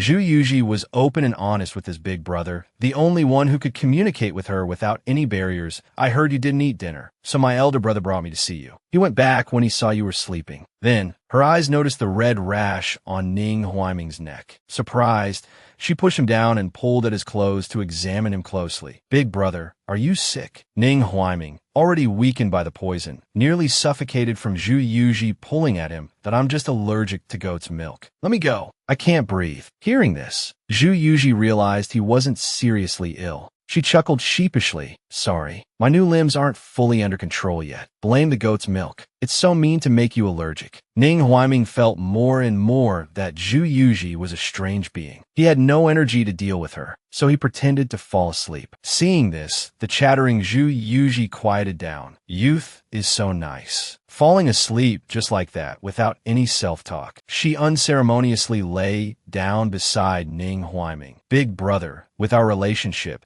if you can't bring yourself to forgive me, then just force yourself to." Then she really fell asleep. Ning Huaiming, who was pretending to sleep, since the person beside him had fallen asleep. He slowly opened his eyes and looked at the sleeping Zhu Yuji with a helpless expression.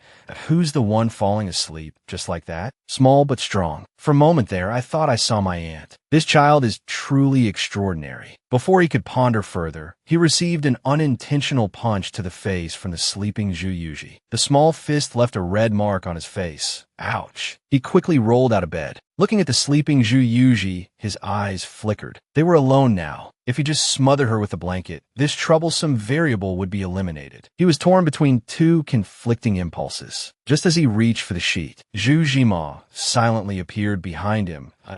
"Is Your Highness planning to admire the moon with me in the middle of the night?" Ensuring no unexpected interruptions, to sever the premonition from his dream, Ning Huaiming looked at the sleeping Zhu Yuji. He desperately wanted to take advantage of the moment and smother her with a blanket while no one was around. Facing such a small infant, he hesitated for a moment. Just as Ning Huaiming was about to make his move, Zhu Jima appeared silently behind him. "It's the middle of the night. The seventh prince wished to enjoy the moon with me." His plan interrupted. Ning Huaiming had to abandon this perfect opportunity. It was no longer appropriate for him to remain in the residence. With the composure of an adult soul, he replied flawlessly, "Young Master Zhu, you have a fine mood. Unfortunately, my people have been waiting outside the residence for 2 days. Let's save this for another time." After seeing Ning Huaiming off, Zhu Jima looked at his soundly sleeping little sister with a helpless expression. From his vantage point earlier, he had assumed Ning Huaiming was merely trying to cover his sister with a blanket. But given their identities and relationship, he wasn't sure if this was a good thing. He gently scratched her nose. "Little sister, you've gotten yourself into big trouble." The next day, Lu Rian learned that Ning Huaiming had left during the night and couldn't help but worry. Why did he leave in such a hurry? Zhu Jima sighed. He probably had urgent matters at home and couldn't delay. unsure how to explain this to Zhu Yuji. The two entered the room and saw her greet them enthusiastically. Lu Ruyin was instantly cheered up, hugging her daughter and showering her with affection. Afterward, Zhu Yuji voiced her confusion. "But mother, didn't I go sleep with Big Brother last night? Where's my big brother?" Zhu Jima and Lu Ruyin could now hear Zhu Yuji's thoughts without physical contact. Hearing this, Zhu Jima answered cautiously, "I have some bad news. Your husband is gone." Upon hearing this, Zhu Yuji was stunned. Then she burst into tears. "What? Big Brother is dead? He was fine last night. How'd he die so suddenly? Big Brother, I'm so sorry. You died so tragically." Zhu Jima's ears were nearly deafened. He quickly interrupted and explained, "Little Five, don't cry, don't cry. I said he's gone, meaning he left, not that he died. The one who might die is his father." Huaiming, 7th prince, went back to fight for his family fortune to prevent it from falling into the hands of his wicked stepmother. Zhu Yuji sobbed. "Then why couldn't you just say that clearly? Can you use the word gone so carelessly? Doesn't that mean I'll never see Big Brother again? My heart is broken again. He just came back to my arms, and I haven't even had enough time to cherish him."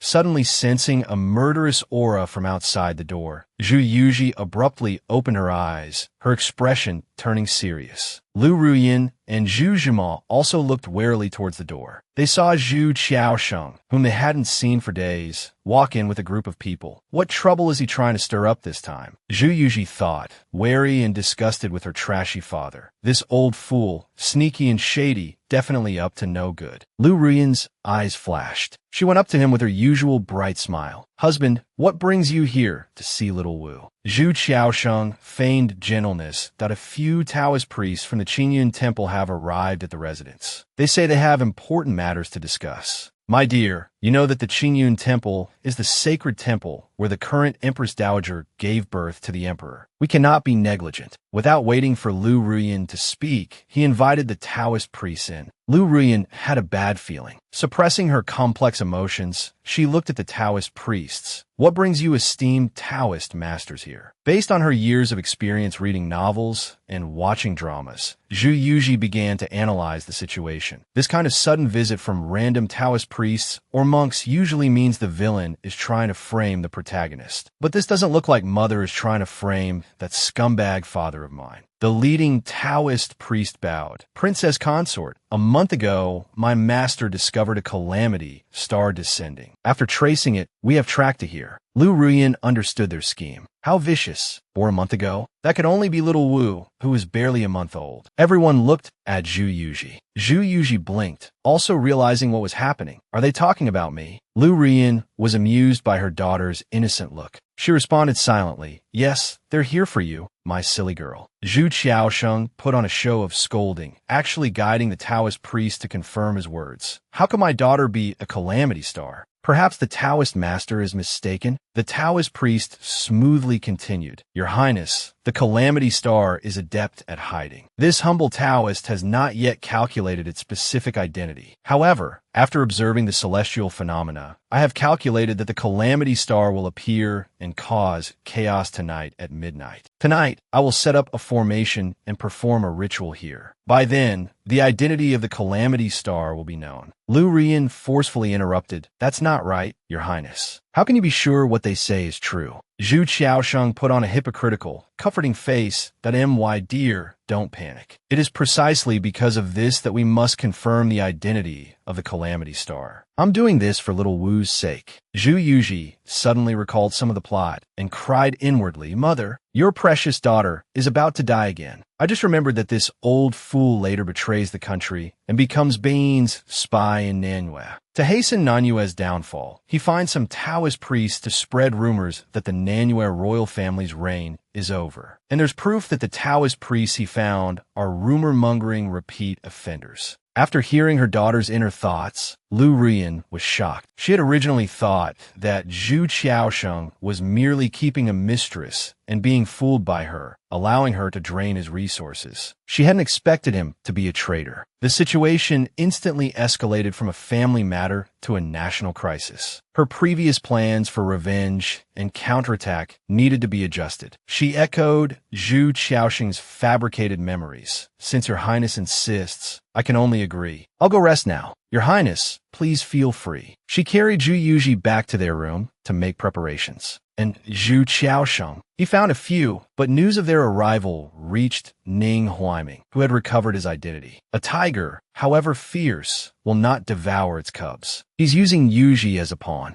Anwei, assigned by Ning Huaiming to secretly observe Yuji, asked His Highness if he should send someone to intervene. Ning Huaiming scoffed. "Why stop them? I'd love for someone to help me get rid of this menace. Go and do something for me. I want to add fuel to this fire." That father, to get rid of his own daughter, actually sought out Taoist priests to brand her as a calamity star, so he can get rid of her legitimately. Lu Ruyin and Zhu Jima returned to their quarters with Yuji, pondering how to overcome the midnight crisis. Zhu Jima had checked the city entry records. The Taoist priests at the residence did indeed have entry documents with Qingyuan Guan credentials. Qingyuan Guan is too far from the capital. Even if they tried to verify the priests' identities now, it would be too late. Lu Ruyin's already chilled heart froze over again. Zhu Qiaosheng's move was undeniably vicious. If the label of Calamity Star stuck to Yuji, even if she didn't die, she would be sent away. Mother and son were deeply worried. Zhu Jima suddenly thought of his younger sister's unusual silence. Why hadn't he heard anything from Yuji? They both turned to look at the foot of the bed. They saw Zhu Yuji frowning, deep in thought. No wonder she was so quiet. She was also thinking of a countermeasure. Both curious about Yuji's plan, they reached out and touched her head in unison, ready to listen to her thoughts. That damned old man. He's determined not to let me off. Tonight's main mission, survive midnight. Side mission, slap some faces. No system, no cheats. Looks like I'll have to rely on luck and my wits. Let's see, how do they plan to spread the rumors? Something about a special liquid used to write on the ground beforehand. After the liquid dries, they'll chant some nonsense and burn paper charms. When the burning charm touches the liquid, the fire will follow the lines. The pre-written words will then appear. Fine then, don't blame me. Let's start with some preemptive action. I'll show you what a real PR campaign looks like. Lu Ruyin and Zhu Jimal were enlightened by her indignant inner thoughts. It seemed Yuji had a plan. They tacitly agreed not to let her know they could hear her thoughts. Zhu Jima summarized, "Mother, to prevent those Taoist priests from actually targeting Little Five, why don't we strike first and say Little Five is a divine child? Also, I've discovered that the Taoist priest's father brought have a flammable liquid." Zhu Yuji's eyes shone with admiration. She hadn't expected her older brother to investigate so quickly. It was almost as if someone had given him spoilers. Lu Ruyin was laughing inwardly. "My silly daughter, of course, someone gave you spoilers." She suppressed her laughter and replied to her son, "In that case, we can turn the tables. They want a calamity? What does that have to do with my daughter being a divine maiden?" Yuji chuckled at her mother and brother's plan. "Exactly. And that night pearl I gave Big Brother last time? He didn't take it. We'll put it behind me to create a glowing halo. Perfect goddess vibes. Wait a minute. Why are you two talking so strangely? It's like you're in a play, all dramatic and stuff. And why are you both holding my head?" Lu Ruyin and Zhu Jima turned away in unison, pretending not to hear. "We're not telling you that we're experiencing the wisdom of a divine maiden up close." Soon, midnight arrived. Both sides gathered. Zhu Yuji, dressed like a little celestial being, sat in the center of the altar. "Your Royal Highness, the Prince and Princess Consort, the channel is about to begin." Zhu Yuji looked at her father's hypocritical expression. Asterisk, such a grand production. It's clear how much he wants me dead. Asterisk, Zhu Qiaosheng was about to have the Taoist priest begin the ritual, when the doors were violently thrown open. General Pei of the patrol battalion stormed in with his men. "Secure the manor gates. No one leaves tonight. Your Highness, I received a message from the palace. The Taoist priest from Qingyuan Guan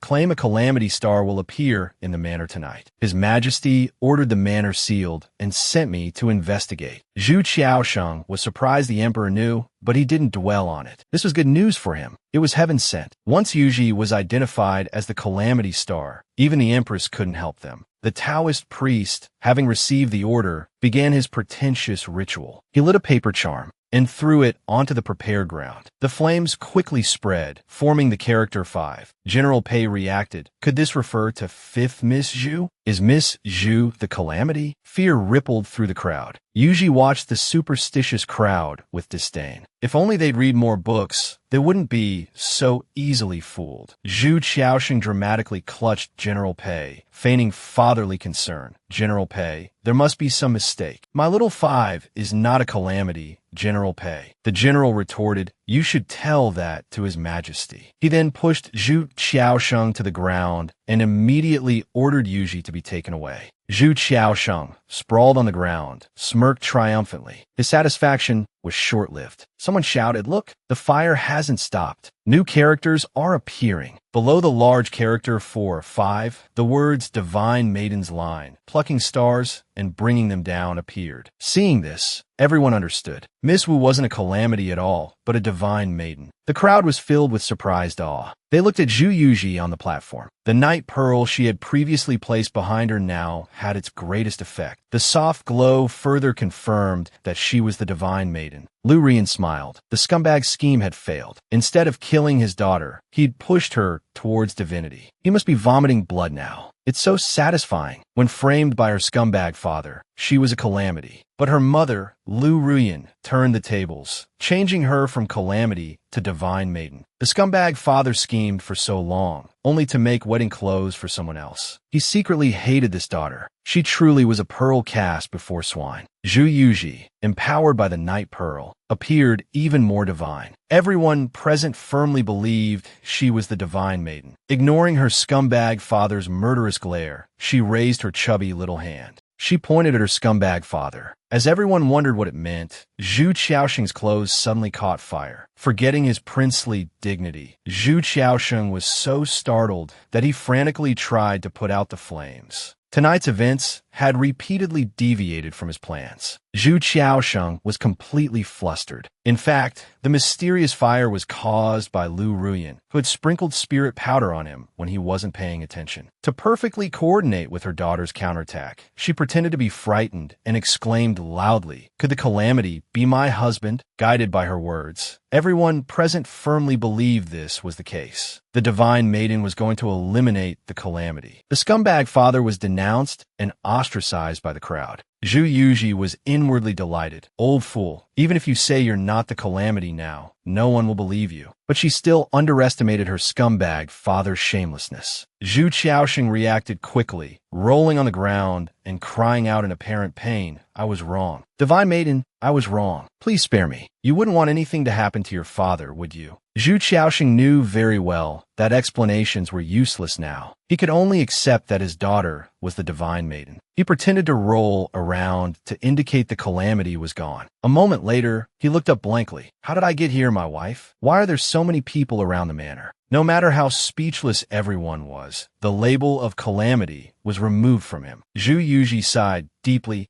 as expected. Life is like a play. It all depends on acting. Knowing she couldn't do anything more to her scumbag father, she sat quietly without any further action. General Lei looked at her thoughtfully. Could the divine maiden truly be real? He immediately excused himself to report back to the emperor. In an alley not far from the manor, Ning Huaiming received a report from Manhwa. He had sent the news to the Manhwa emperor, intending to add fuel to the fire. But unexpectedly, it became a helpful east wind, turning Zhu Yuji from calamity to divine maiden. It was truly frustrating. He looked up and asked Wei, "Where's the person looking for Sun Fangyin?" And Wei replied, "That Pei fellow just returned to the palace to request an imperial decree. I presume within an hour, the Manhwa emperor will issue a decree." Ning Huaiming breathed a sigh of relief. "Then we'll wait and see how the Manhwa emperor will treat this divine maiden. Being a divine maiden isn't easy. If she doesn't play the part well, it could be fatal." Indeed, an hour later, everyone in Prince Onping's manor knelt to receive the imperial decree, by the mandate of heaven. The emperor decrees. With peace talks between the two nations imminent, Prince Onping is ordered to collaborate with Honglu Temple King Bei-yin to discuss the alliance. Hearing this, Zhu Yuji thought, just as expected, it's the same as in the plot. The old fool is going to discuss peace with Bei-yin. If nothing unexpected happens, the talks will break down and the old fool will be scared witless. Haha, you old fool. Your good days are over, she gloated inwardly, not expecting to be implicated herself. The latter half of the imperial decree drove her mad. Hearing that Prince Onping's daughter has the aura of a divine maiden, she is permitted to attend the peace talks to ensure their success. Zhu Yuji's expression changed drastically. What the heck? I'm involved too? Life is hard, little Wu sighed.